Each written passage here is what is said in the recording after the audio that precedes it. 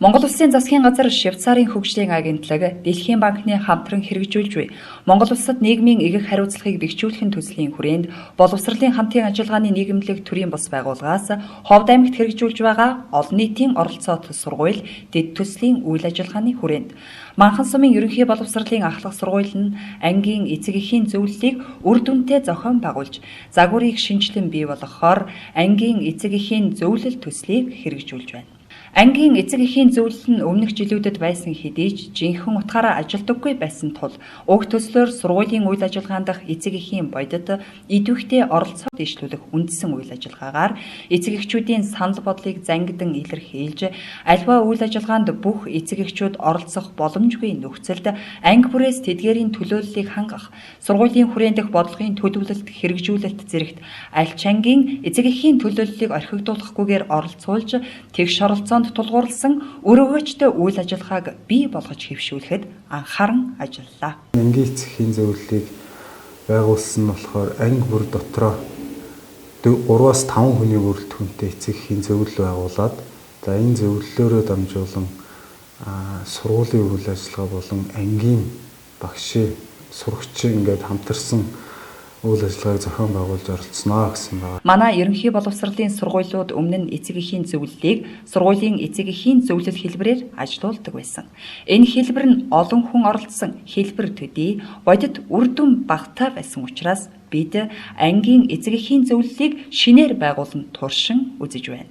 Энэхүү загварын давуу тал нь өмнө нь сургуулийн эцэг эхийн зөвлөлд идэвхтэй цөөн тооны эцэг эхчүүд хамрагддаг байсан бол одоо нийт эцэг эхчүүд ангийн эцэг эхийн зөвлөлд орж ажиллах бололцоотой болсноороо онцлог юм. Хүүхдүүдтэйгээ эцэг эхчүүд багш сургуулийн хүүхдүүд нь хамтарч нэг багш хүүхдтэй заах биш эцэг эхчүүд нь хамтарч хүүхдүүдтэйгээ хичээлдэн сууж хичээлийн шаардлагатай зүйлд нь сонирхолтойгоор оролцож хичээлийн сонирхолтой болгох мэдэхгүй чадахгүй зүйлийг бас хамтарч дэмжиж тусалцах зүйл нэлээд байдсан байна гэж ойлгож байгаа. Аавуудын өдрийг тэмдэглэсний дараагаар манай ангийн бүх аавууд хүрэлцэн үрж ирж ангийн маань бүх ширээ сандал самбар ангийн маань эвдэрч хэмхэрсэн янз бүрийн зүйлийг засаж сэлбэж өгсөн ээжүүд маань бас өнчин хүүхд манай ангид 2 өнчин хүүхдтэй байдаг энэ эдгээр хүүхдүүдэд бас хувц сунрыг ноёж өгөх бас янз бүрийн туслалцаа үзүүлсэн байгаа манай ангийн ээжүүд. Сургалтын үйл ажиллагаанд одоо маш сайн илүү үр нөлөөтэй болж байна. Өмнө нь эцэг эхчүүд ерөнхийдөө сургууль, анги танхим тогтчуулах зэрэг материаллык тусламж үзүүлэх хэлбэрээр оролцдог байсан бол одоо хамтран ажиллах, хамтран тодорхой үйл ажиллагаагаа санаачлан зохион байгуулах зэрэг арга хэлбэрүүдийг туршиж байна. Сургууль эцэг эх сурагчийн хамтын оролцоог сайжруулах, харилцаагаа илүү ойр дотно байлгах, сургууль эцэг эх сурагч зорилгоо биелүүлэхийн тулд оролцогч талууд хамтран ажиллах, хамтран зүтгэх, бодитоо үр дүн үзүүлэхийн тулд хамтран өөр өөрсдийн үүргийг хэрхэн яаж биелүүлэх вэ гэдэг дээр санаагаа гаргахын тулд хамтран бие биесээ ойлгохын тулд хамгийн түрүүнд ангийн эцэг эхийн зөвлөлөөс санаачлан бага дунд ахлах ангийн сурагчдын дунд олон төрлийн үйл ажиллагааг зохион байгуулж байна.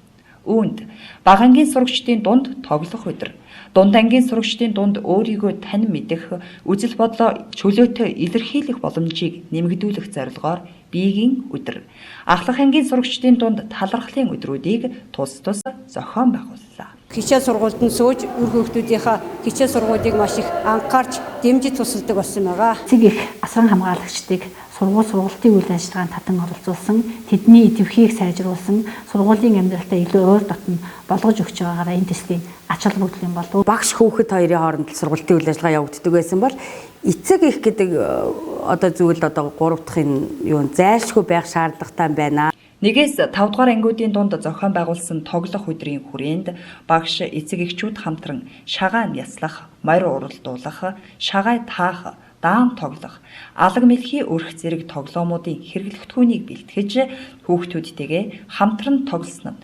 сургалтын орчинд аав ээжтэйгээ хамт байж ойлголцсон нь сурагчдын сурах хүсэл мөрөөдлийг дэмжсэн сонирхолтой ажлын нэг боллоо. Тоглох өдрийн үйл ажиллагааны үр дүнг багш эцэг эхчүүд хяналтын хуудасаар дамжуулан үнэлж цаашид багш хүүхдэд дэмжиж багшийн ажлыг ойлгож хамтран ажиллахын тулд хэрхэн сайжруулах арга замаа ярилцаж тоглох өдрийг улирал бүрт зохион байгуулж байхаар шийдвэрлэлээ. Эцэг эхийн зөвлөлд ирж тоглоом өдөр бид нартай хамтарч тоглосон. Бид нэр оюун ухаан хөгжүүлэх маш олон тоглоом хийсэн. Бид цаашдаа энэ өдрөө хэвшүүлж бүр олон сонирхолтой юм хиймээр байна. Биеийн өдрийн хүрээнд сурагчид өөрийн давуу ба сул тал, бусдад урам хайрлах, бусдаас уучлалт гуйх, бусдтай эвсэг нөхөрсгөөр хамтран ажиллах, эвдүйтэй болохын тулд утга учирыг ойлгож, соёлд дадал хэвшилд суралцахыг хичээсэн бөгөөд энэ талаар баггүй мэдэгдэхүүнтэй болж тодорхой ажлуудыг өрнүүллээ. Сурагчид өөр хоорондоо болон ангиуд өөр хоорондоо сонирхолтой зүйлсээрээ нэгдэж тийм сонирхлын клуб байгаас нь хамаагүй дээр юм болов уу гэж утсан. Эндээс нийт 6-аас 9-р ангийн сурагчдын сул болон давуу талыг сургуулийн хэмжээнд гаргаж нэгтгэсэн юм. Сургуулийн 10-аас 12 дугаар ангийн сурагчдын дунд зохион байгуулсан талархлын өдрийн үйл ажиллагааг багш ажилчдаа, гэр бүлийнхэндээ, найз нөхөддөө хэн нэгэнд гэсэн нэртэй нэг өдрөөр зохион байгуулж, захидал бичиж өөрийн талархсан сэтгэлээ илэрхийллээ. Энэхүү үйл ажиллагааг зохион байгуулснаар багш ажилчид болон эцэг эхчүүд маш сайхнаар хүлээн авч зарим нь баярлсан сэтгэлээ илэрхийлж баярын нулимс хүртэл унгаж байлаа. Баярлаж талархсан сэтгэлээ илэрхийлэх таатай нөхцөл бүрдсэн миний хувьд төдийгүй бусад сурагчдын хувьд гайхалтай боломж болсон юм аа. Би гэхэд одоо ахлагангийн сурагчдаасаа эдгээр олон чин сэтгэлийн ийм захидал зургасыг ингэж хүлээж авсан. Ер нь монголчуудын дунд бидний өвлөгдөн уламжлагдсан захидал харилцааны соёл гэдэг мартагтаад байгаа зүйл бол эргэж сэргсэн ийм нэг ач холбогдолтой. Тэгээд дээрэс нь энэ захидлыг хийдэг энэ уутыг маань дугтуу гэдэг юм байна. Тэгээд бүр дээр би хэлэндээ хунтуу гэдэг үгээр нэрлэдэг байсан юм байна гэдгийг сурагчид маань эцэг эхээсээ мэдэрч багш нараасаа мэдэрч авсан одоо ийм сайхан ач холбогдолтой үйл ажиллагаа боллоо л гэж дүгнэж байна. Сургуулийн орчинд үйлчилдэг хамгийн гол эрх зүйн акт нь сургуулийн дотоод журам байдаг. Иймээс бид дотоод журамдаа өөрчлөлт оруулж хамгийн сайн ажилласан ангийн эцэг эхийн зөвлөлийг урамшуулах заалт оруулахар боллоо. 2017-оос 2018 оны хичээлийн жилд ангийн эцэг эхийн зөвлөл сургуулийн захиралтай хамтран ажиллах гэрээ байгуулж жилийн хугацаанд зохион байгуулах ажлын төлөвлөгөө гарган ажиллахаар боллоо. 2017 оны 9-р сард ангийн эцэг эхийн зөвлөл сургуулийн үйл ажиллагаанд хяналт үнэлгээхийн ажлын үр дүнг хэлэлцэн хамтран шийдвэрлэхээр боллоо. Мөн сумын иргэдийн төлөөлөгчдийн хуралд санал хүргүүлж сумын засаг даргын 2017-оос 2020 онд хэрэгжүүлэх мөрийн хөтөлбөрт ангийн эцэг эхийн зөвлөлийг дэмжин ажиллах заалт оруулахаар ажиллаж байна. Боловсролын үйлчлэгээнд одоо хяналт тавих, багш сурагч эцэг эхийн гурвалсан холбоог илүү сайжруулах ийм үйл ажиллагааг зохион байгуулахар болсон байгаа. Эцэг эхчүүд бусад хүмүүс албан байгууллага жоохон нэгжүүтэй хамтраад маш олон зүйлийг хийх боломжтой байна гэдгийг олж харж мэдчихэв. Олон нийтийн оролцоот сургууль дэд төслийн хүрээнд Манхан сумын ахлах сургууль нь сургуулийн үйл ажиллагаанд сайн дураараа үр дүнтэй оролцдог.